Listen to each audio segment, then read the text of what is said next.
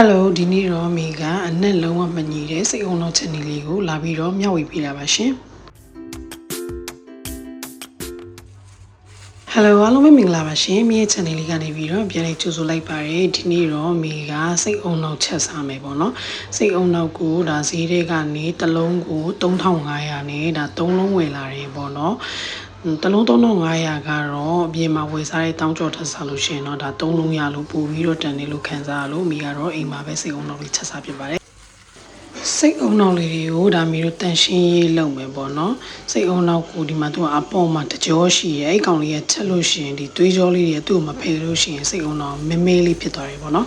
အဲ့ဒါလေးကိုမိကတစ်ဖက်မှာလက်သေးမရှိရဲ့ခါကျတော့ဒါအချွန်လေးနဲ့ဆွဲပြီးတော့ဖယ်တယ်ပေါ့နော်ဒီနေရာမှာတော့ကြထိုးရံတို့ဘာလို့အသုံးပြုနေရပါတယ်ဒီအပေါ်ရဲ့ဒီသွေးကြောလေးတွေပေါ်မှာရှိရဲ့အုတ်ခွန်လေးတစ်ခုကိုဆွဲခွာလိုက်တယ်ဆိုလို့ရှိရင်ဒါတော်တော်တန်တန်ပြက်ပြက်လေးနဲ့ဖွေးဖွေးလေးဖြစ်သွားတယ်ပေါ့နော်ဒါတန့်စင်မိတာအလုံးနဲ့မတန့်စင်ရသေးတဲ့အလုံးပေါ့နော်ဒီသွေးကြောလေးတွေမပေါက်ဘူးဆိုလို့ရှိရင်လည်းမဖေလိုက်ဘူးဆိုလို့ရှိရင်လည်းဒါစိတ်ကုန်းတော့ကတောင်ညီရပေါ့နော်ဒါတွေအားလုံးကတော့ဒါတန့်ရှင်းလုပ်ပြီးသွားတဲ့စိတ်ကုန်းနှောက်လေးတွေပါဒါကတော့စိတ်ကုန်းနှောက်ချက်တဲ့နေရာမှာနောက်တက်မနေတဲ့နေလေးတစ်ပါစိတ်ကုန်းနှောက်ကမချက်ဘူးလို့ရှိရင်ခတ်တယ်လို့ထင်ရပါမယ်ဒါချက်တက်သွားတယ်ဆိုလို့ရှိရင်တော့လွယ်လွယ်လေးပေါ့နော်ပါဝင်ပစ္စည်းတွေလည်းအများကြီးသုံးစရာမလိုဘူးပေါ့နော်ကင်မီရိုပထမဦးဆုံးရေလေးနဲ့ငယ်ထည့်တယ်ရေတွေကိုစနွှဲမုတ်ထည့်တယ်ပေါ့နော်ပြီးရင်ဒီရေလေးကိုဒါမျိုးစူအောင်လုပ်လိုက်မယ်ပေါ့နော်ရှင်နွေးလေးနဲ့ငယ်စူလာပြီဆိုလို့ရှိရင်တော့ဒါဆော့ဆော့နာတန့်စင်ထားတဲ့စိတ်အုံနောက်တွေကိုဒါမျိုးထည့်ပြီးတော့ရှင်နွေးဖြောပေးလိုက်မယ်ပေါ့နော်အရန်ကြီးလဲဒါအဆူကြီးမဟုတ်ဘူးအနေတော်နေထားလေးသူ့တည်းကအမြုပ်တွေထွက်လာတဲ့အထိကိုဒါမျိုးပြုတ်ပေးလိုက်ပါမယ်သတင်းကြိုကလည်းဖြစ်တယ်ပြီးတော့နောက်မှာဖုန်းကြီးပြန်ပွဲလည်းရှိတဲ့အခါကျတော့နည်းနည်း noise အတန်လေးစူညင်းတဲ့အတန်လေးတွေကတော့ပါတယ်ပေါ့နော်အဲ့ဒါလေးကိုတော့နည်းနည်းလေးသိခံပေးပါရှင်ဒီစိတ်အုံနောက်ကိုလည်းမိကကြည်မာစိုးလို့အလုံးလိုက်လေဈေးထဲမှာရောင်းလိုက်လို့တော့မလို့တော့မကြည်စီနဲ့ပေါ့နော်အကိုကြီးမကြည်အောင်လုပ်ပေးပါဆိုပြီးတော့ဒါတည်တည်ချာချာလေးလုပ်ခိုင်းလိုက်တာပေါ့နော်ဒါကိုကြီးရောက်တော့လေကိုကအလုံးလိုက်လေးလိုချင်တဲ့တကြောင်မို့လို့ဒါအလုံးလိုက်လေးကိုပဲရအောင်ဒီပုံစံအနေထားလေးကိုဒါရင်နှွေးပြောနေရပါတော့ဒါဒီလိုအမြုပ်တွေထွက်လာပြီဆိုလို့ရှိရင်ဒါသူ့ရဲ့အညီတွေထွက်သွားပြီပေါ့နော်ကဲဒီနေထားလေးရောက်ပြီဆိုလို့ရှိရင်တော့ဒါစိတ်အုံနောက်ကိုအညီထုတ်တာရသွားပြီပေါ့နော်မျိုးစီတက်ပြီးရောချက်ပါမယ်ကဲဒါကတော့စိတ်ုံတော့ချက်ဖို့တော့စီတက်တာပေါ့နော်သူတင်မမီကစက်သွန်ဖြူရဲ့စက်သွန်နီရဲ့ဂျင်းရဲ့ဟိုဒါကြိတ်ပြီးတော့စောစောနာစီတက်တဲ့အနှစ်လောက်ထားတာပေါ့နော်ဒါတခါလေးချက်လို့ရှိရင်စီတက်တဲ့အနှစ်ကတန်းပြီးတော့ချက်လိုက်ရုံပဲပေါ့နော်အဲအားကြောင့်မို့လို့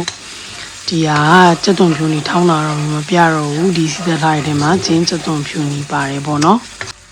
စီတက်တာလေးနန်းလာပြီဆိုလို့ရှိရင်တော့မိတို့အယောင်တင်မုတ်ကိုဒါ2စွန်းလောက်တော့ထည့်မယ်ပေါ့နော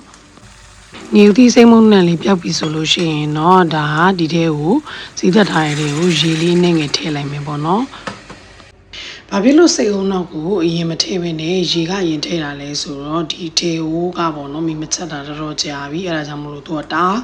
းခုံနေပေါ့နော်။စီလဲတအားပေါက်တယ်ပြီးတော့ဒါကတ်လဲကတ်တယ်ပေါ့နော်အဲ့ဒါကြောင့်မလို့မိရရေထည့်တယ်ရေထည့်ပြီးတော့မှဒါစောစောနာကပြုတ်ထားတဲ့စိတ်အုံနောက်လေးတွေကိုဒါဆယ်ပြီးတော့ထည့်လိုက်တယ်ပြုတ်ထားတဲ့စိတ်အုံနောက်တွေကိုရေစီးမယ်ဆိုလို့ရှိရင်ထပ်စီလို့ရတယ်မိကတော့မစေးတော့ဘူးဘာဖြစ်လို့လဲဆိုတော့ကြည်သွားမှာဆိုလို့ပေါ့နော်ရန်နူးညံ့တဲ့အခါကျတော့ဒါချက်တဲ့နေရာမှာရောခတ်တဲ့နေရာမှာရောတတိအရန်ထားရတယ်ပေါ့နော်ဒါကြည်သွားမှာဆိုလို့ပါအရသာမုတ်ထဲမယ်အရသာမုတ်မှာမိကစက်သားမုတ်အသုံးပြုထားတယ်ပြီးလို့ရှိရင်ဒါဟင်းချုံမုတ်လေးအနေငယ်ထည့်တယ်ပေါ့နော်ထုံးစံတိုင်းမဆလာနဲ့ချက်မှာဖြစ်တဲ့အတွက်ကြောင့်မို့လို့ငပြားရင်အသုံးမပြုဘဲနဲ့ဒါစားကိုပဲအသုံးပြုထားတယ်ပေါ့နော်စားကတော့လိုတဲ့လောက်ပဲထည့်ပါအရန်ငံသွားတာလည်းမကောင်းဘူးပေါ့သွားတာလည်းမကောင်းဘူးပေါ့နော်ဒါတော့အရသာလေးနှံသွားအောင်မှွေပေးလိုက်တယ်ပြီးတော့လို့ရှိရင်အနံ့လေးကိုပိုးပြီးမှုမှုလေးနဲ့စားကောင်းလို့ဒါကရဝေးရွက်ရယ်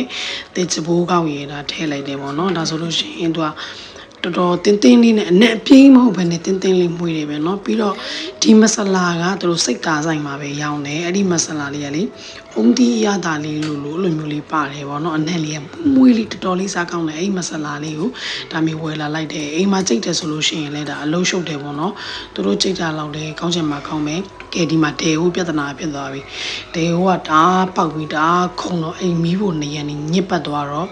မိရတာစောစောနာပြုတ်တဲ့အိုးလေးကိုပဲတီချာလေးဆေးပြီးတော့ဒါအိုးလေးလှည့်ပြီးတော့ချက်လိုက်တယ်ပေါ့နော်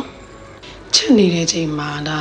စိတ်အုံနောက်နဲ့လေမွမွေးလေးပေါ့နော်ကဲဒါဆိုလို့ရှိရင်မိတို့ဒီစိတ်အုံနောက်လေးကိုအဖုံးလေးပိတ်ပြီးတော့တေထားပေးလိုက်ပါမယ်ရေလေးကန်းစီလေးဖြစ်နေဆိုလို့ရှိရင်ဒါဆိုရင်တော့ရပြီပေါ့နော်အရန်လဲမခတ်ဘူးဒါချက်စားတာလွယ်လွယ်လေးကိုအိမ်မှာစားတာက1000ပို့ဆိုလို့ရှိရင်ဒါ3လုံးတော့ရတယ်ပေါ့နော်အပြင်မှာဆို1000ကျော်ဆိုလို့ရှိရင်ဒါ1လုံးမေးရမယ်ပေါ့နော်ဒါတောင်းမို့လို့ချက်တက်ရင်မခတ်ခဲတဲ့အတွက်ကြောင့်မို့လို့အိမ်မှာပဲချက်စားကြည့်ပါစားစားရင်ဈေးကြီးနေတဲ့ခင်မှာဒါမျိုးတို့ချွေထားမှာမျိုးရဲ့တာဝန်ပေါ့နော်အဲဒါကြောင့်မို့လို့လွယ်လွယ်လေးပါရှင်းလိုက်ပြီးတော့လှုပ်စားကြည့်ပါ